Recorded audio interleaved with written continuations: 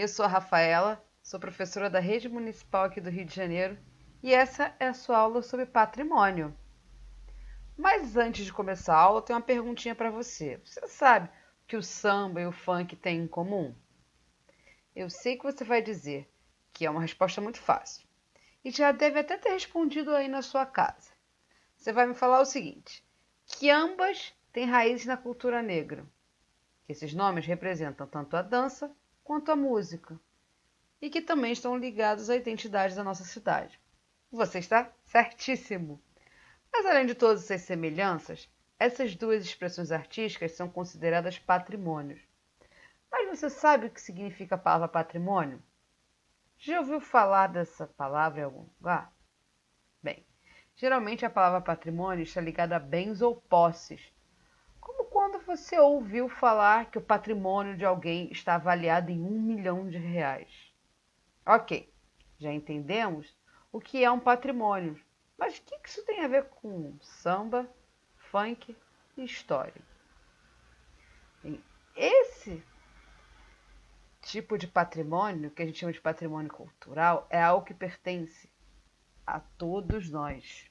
Mas são referências culturais que estão ligadas a um determinado grupo, que fazem parte da história e que foram transmitidos de geração para geração, ou seja, mais velho transmite para o mais novo. São elementos tão importantes para um grupo ou para uma comunidade que elas ganham o valor de um bem. E é através desse patrimônio que os indivíduos se veem reconhecidos. São elementos que ligam as pessoas, que elas podem compartilhar. Mas quem define o que pode ser ou o que não pode ser um patrimônio? Bem, lá em 1937 foi criado o IPHAN, o Instituto do Patrimônio Histórico e Artístico Nacional. Ele tinha esse objetivo de proteger, divulgar, preservar e conservar os patrimônios daqui do Brasil para que todos tivessem acesso. Vale lembrar que o IPHAN é um órgão federal, ou seja, ele pensa nos bens de todo o Brasil. O ato de tornar algo um patrimônio se chama tombamento. E muitas coisas podem ser tombadas: monumentos naturais, sítios, paisagens, um modo de fazer um ofício, uma construção, uma festa, uma dança. Vamos dar uma olhada em exemplos do que pode ser um patrimônio? Bem, aí estão alguns exemplos do que pode ser patrimônio. A primeira foto é do acarajé. O acarajé em si não é o patrimônio. O patrimônio é a forma de se fazer o acarajé, o ofício de se fazer o acarajé. Do lado você tem uma roda de jongo, onde tanto a música quanto a dança são patrimônios. O jongo, ele é aqui do Sudeste. Do lado é a foto de Ouro Preto, lá em Minas. Toda a cidade, ou seja, o conjunto urbanístico e arquitetônico de Ouro Preto são um patrimônio. E do lado temos o sítio arqueológico da Serra da Capivara, que fica lá no Piauí. Também é considerado patrimônio.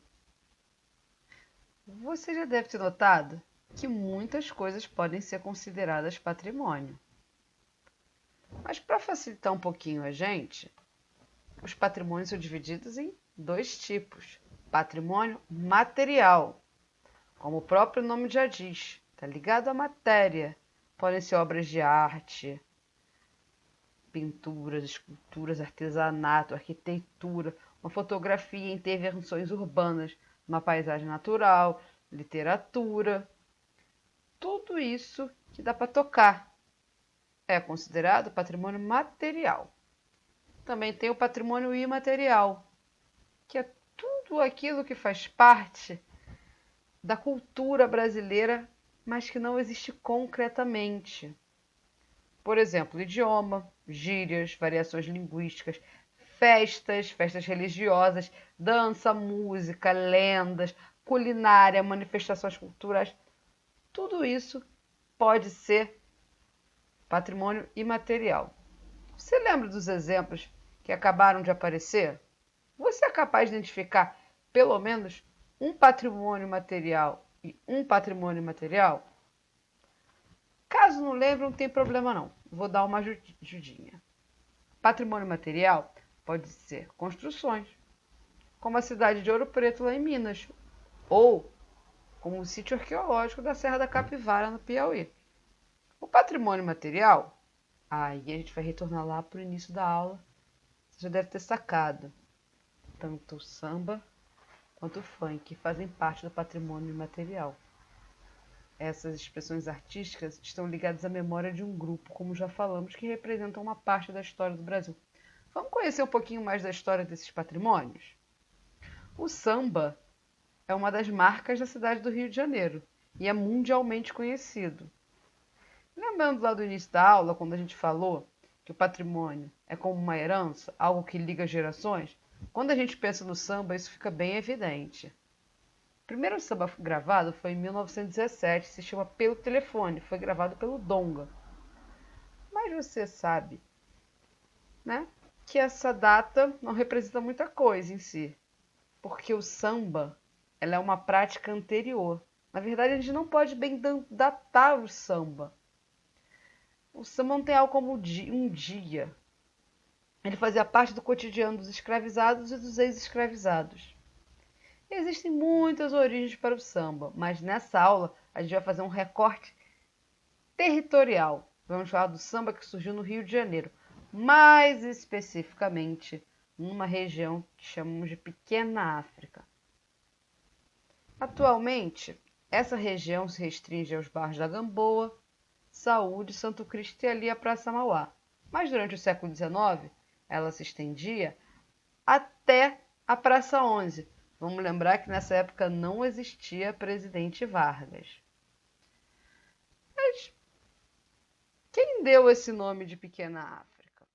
Bem, quem deu esse nome de Pequena África é esse rapaz aí que está na foto ao lado do mapa. Ele é o Heitor dos Prazeres. Ele é um sambista e pintor. E aí do lado do Heitor dos Prazeres está um mapa da Pequena África. Bem, a gente já pode pensar que o nome Pequena África já dá uma dica, né? Porque ali circulavam muitos negros escravizados ou libertos. É importante falar também que essa região é importante porque ali tem um outro patrimônio, só que da humanidade. É o Cais do Valongo, essa foto que está embaixo do mapa.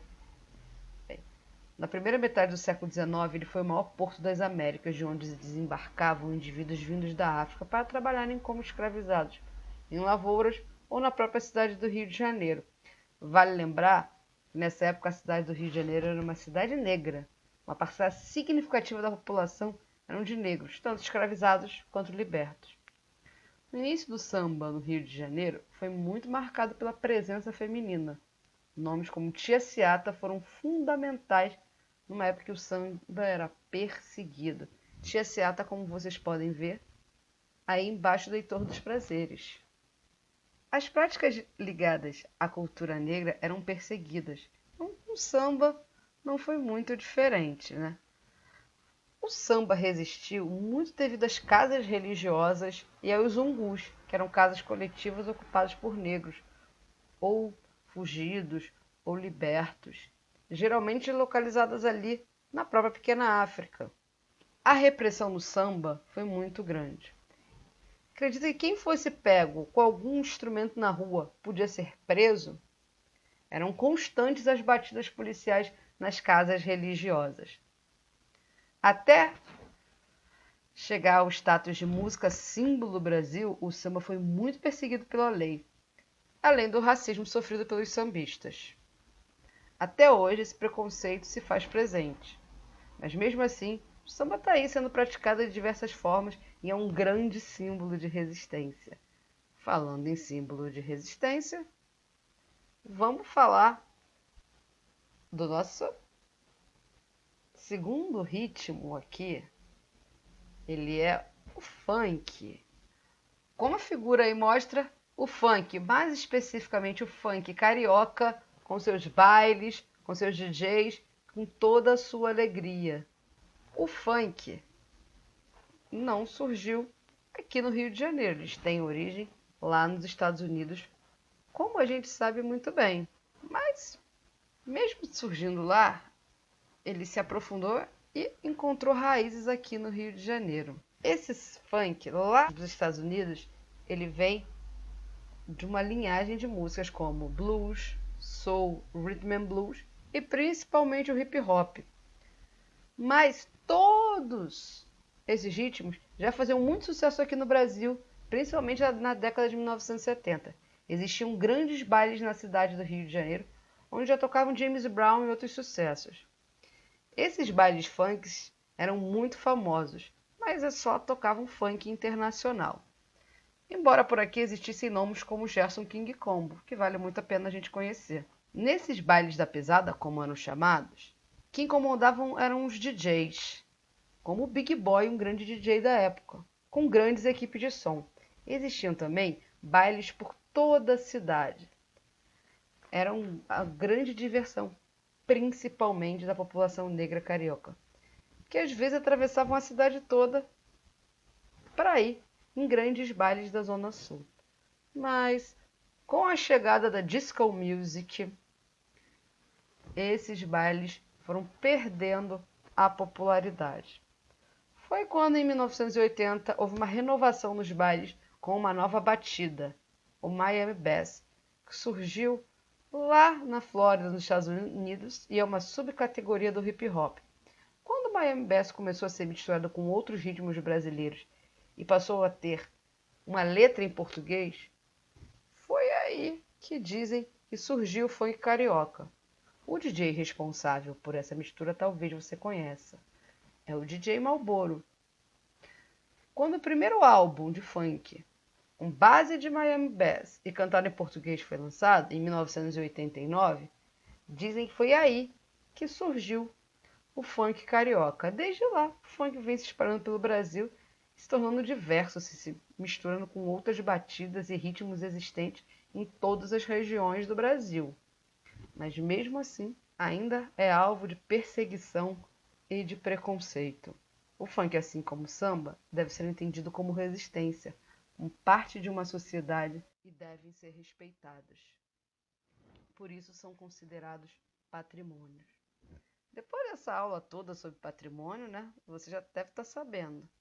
Então, agora é com você. Se você tivesse o poder de tombar alguma coisa, o que você tombaria? Pensa aí na sua rua, um comércio, uma casa, uma festa, uma receita de alguém que você gosta muito. O que você acha que as próximas gerações deveriam conhecer?